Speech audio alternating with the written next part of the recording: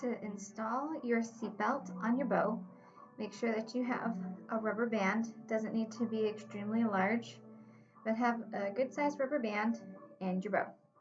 The first thing that you're going to do is you're going to place the rubber band in between the stick and the hair of the bow.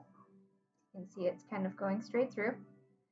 And then you're going to take both ends of the rubber band and you're going to loop it all the way around the screw of the bow.